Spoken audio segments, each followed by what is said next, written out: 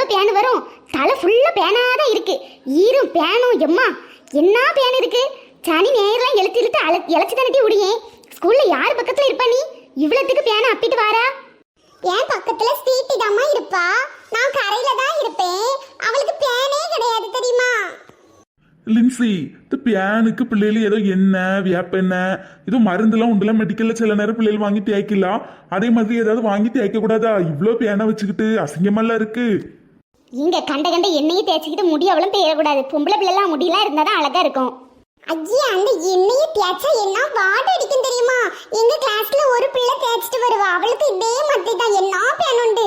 எம்மா, எனக்கு கிளாஸ்ல இருக்கும்போது மேல பேன் ஊந்துகிட்டே இருக்கும். ரெட்ட ரெட்ட பேனா கிளாஸ்ல பிள்ளைகள் பக்கத்துல இருந்து எடுத்து தந்துட்டே இருக்கணும். குத்திக்கிட்டே இருப்பேம்மா. இப்படி பியானை குத்திட்டு இருந்தா பாடத்தை எங்க கவனிக்க தோணும்? பியானி எப்ப மேல வர எடுத்து தரலான்ட்டு எடுத்து தந்துட்டு பவனி குத்தலான்ட்டு குத்திட்டு தான் இருக்கணும். நாம எங்க டீச்சரை பார்த்துக்கிட்டே தான் இருப்போம். டீச்சருக்கு தெரியாம தான் பிள்ளைகள் எடுத்து தரோம். டீச்சர் பார்த்துட்டோம்னா அடி பிச்சிருவாவ.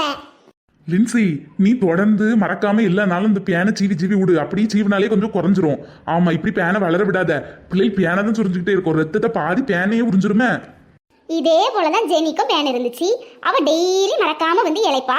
நம்மளுக்கா ஞாபகம் இருக்கும்? பிள்ளைகள் தலை சீவும் போது இழைச்சி விடணும். அவ இழைச்சி இப்ப பேனே இல்லாம ஆக்கிட்டா. இவளுக்கு ஒரே விளையாடணும், சுத்தணும், பேனு உடம்ப கேர் பண்ணணும்னு ஒரு அக்கறை கிடையாது. வேற இப்படி தானே இருக்கும். எம்மா, ஏம்மா இப்படி சொல்றிய? நானும் பேனை டெய்லி சீவதாம செய்வேன். ஆனாலும் போகவே மாட்டுக்கு. ஆமாம்மா, நல்லா சீவுவா. உன்னை பத்தி எனக்கு தெரியாது. வலிக்குமா? குத்தாதீங்க. என்ன வலிக்கு? மெதுவா குத்துங்கம்மா. ஏங்க, உங்க தங்கச்சி மகளுக்கு கல்யாணத்துக்கு பொங்கி போட போகணும்ல. நாளைக்கு லீவா இருக்கு, எல்லாரும் போலான்னு சொல்றாங்க. நம்மளும் சேர்ந்து பொங்கி போட்டுருவோமா? ஆமா லின்சி, அது பொங்கி போடக்கூடிய வேலை ஒன்று இருக்கு. நானும் யோசிச்சுட்டு தான் இருந்தேன். அப்படி எல்லாத்தையும் கேட்டு எப்போ போறாவன்னு பார்த்து எடுத்து அந்த நேரத்தில் நம்மளுமே பொங்கி போட்டுட்டு வந்துருவோம்.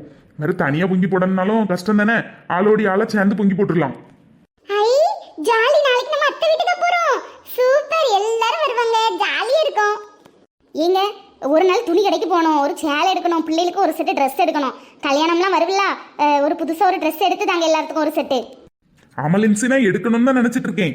பொங்கி போட்டுட்டு வருவோம். வேற சனி ஞாயிறு லீவ்ல ஒரு நாள் போய் எடுக்க போவோன்னு. ஐ புது ட்ரெஸ்ஸா? சூப்பர். எம்மா, எனக்கு ஜெனிக்கும் ஒரே மாதிரி எடுத்து தாங்கம்மா. ஒரே கலர்ல ஒரே மாதிரி வேணும்னு 2 பேரும் எடுத்துருவாள்வ. எடுத்து 2 தடவை போட்ட பிறகு இவ ஏன் சொல்லுவா, அதுதான் என் ஷாலு, அதுதான் என் பேண்ட்டும்பா. அவ இதுதான் என் டாப்பும்பா. இவ அவ டாப்ப என் டாப்பும்பா. இவ ஷால அவ ஷாலும்பா. இப்படி சண்டை தான் போடுவாளுங்க. கலராவது வேற எடுக்கணும், அதுவும் எடுக்க மாட்டாளுங்க. ஒரே மாதிரின்ட்டு சண்டை போடுறதுக்கு தானே. சரி சரி, பிள்ளைகள் ஒரே மாதிரி எடுத்து உடுத்துட்டு போட்டு நல்லா தானே இருக்கும் பாக்குறதுக்கு. ஆமாப்பா, சூப்பரா இருக்கும் ஒரே மாதிரி போட்டா. அப்பதான் அக்கா தங்கச்சி போலன்னு எல்லாரும் நினைப்பாங்க.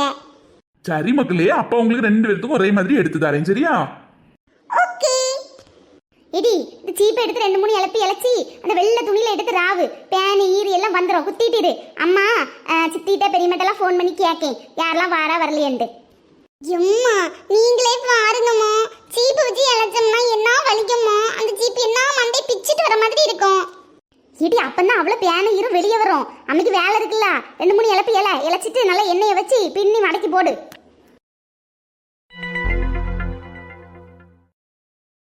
சரி, ரெடியா? நான் இப்ப தொட்டு வரேன். கோட்டை விட்டு வெளிய போனா அவுட். நாங்க ரெடி.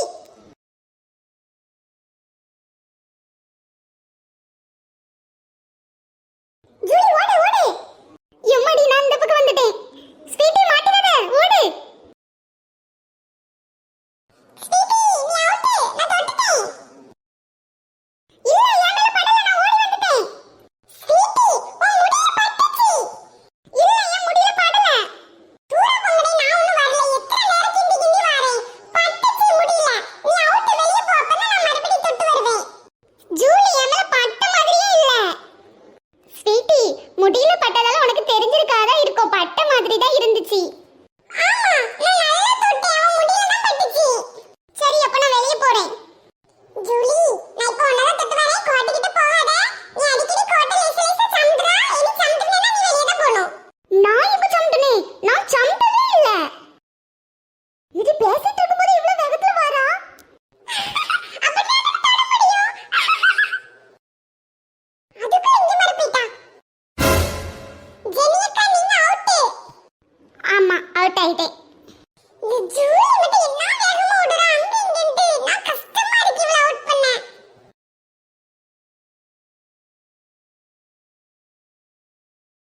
Julie out. கோட்டை சம்பிட்டா. ஆமா கோட்டை சம்பிட்டே. ஃபர்ஸ்ட் யார் அவுட் ஆனா அவங்க தான் தொட்டு வரணும் அடுத்து. எம்மாடி ஃபர்ஸ்ட் அவுட் ஆவல. நல்ல போடு. ஸ்வீட்டி தானே? நான் தான் ஃபர்ஸ்ட் அவுட் ஆனேன். சரி போங்க நான் கிண்டி வரேன். ரெடியா வரட்டா? நாங்க ரெடி.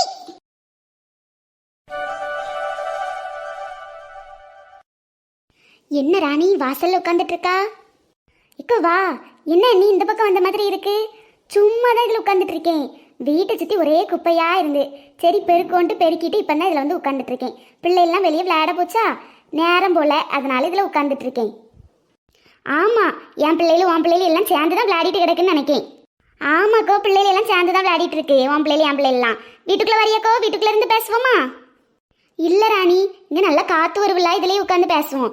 ஆமாம், நீ பொங்கி போட வரியா? எங்கக்கா? நம்ம வின்சி வீட்டுக்கா? ஆமாம், நாளைக்கு லீவாக இருக்குல்ல, அப்போ போய் பொங்கி போட்டுட்டு வந்துடலான்னு நினைக்கும் பார்த்துக்க. வேறு ஸ்கூல் நாள்னா பிள்ளைகள் வராது. இது எப்படியும் மட்டன் எடுத்து தான் பொங்கி போடணும்னு சொல்லுவாவ. மட்டன் இருக்க விலைக்கு ஒரு ஆளுக்கு 2500 கிட்ட ஆகாது. சேர்ந்து எடுத்து தின்னுட்டு வந்தாலாவது கொஞ்சம் பிரயோஜனம் உண்டு.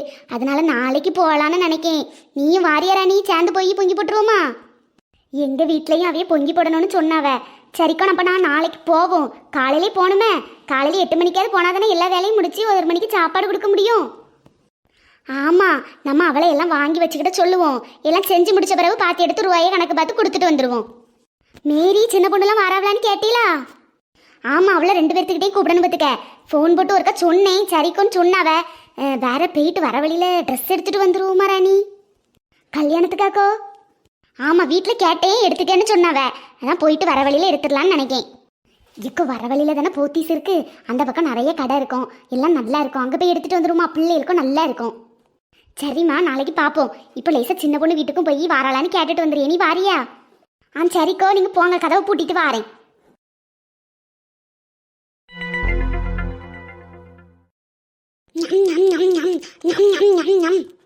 பாவம் என் பிள்ளை, இப்படி படபட நல்லி உளுங்கியா? என்னத்தை தின்னாலோ திங்கலையோ 10 நாள் பட்டினியில கிடந்த மாதிரி எல்லாம் திங்கா.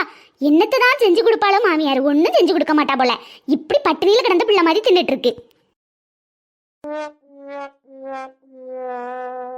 எம்மாடி மக்களை இங்க இருந்து தின்னுட்டு இருக்கா? டைனிங் டேபிள்ல இருந்து தின்னணுமா? எம்மா இதுல இருந்து திங்கடி ஏன்னு சொல்லு பாப்போம். டிவி பார்த்துட்டு அழகா திங்கலாம். ஒன்னொன்னா எவ்வளவு திங்கோனே தெரியாதுமா, உள்ள போயிட்டே இருக்கும். டைனிங் டேபிள்ல இருந்தோம்னா தின்னோமா, வெந்திரிச்சோமா, கழுவுனமான்னு வந்தமான்னு இருக்கும். இங்க இருந்தாதான் டிவி பார்த்துட்டு நம்மளுக்கு எவ்வளவு திங்கோன்னு தெரியாது, தின்னுகிட்டே இருக்கலாம்.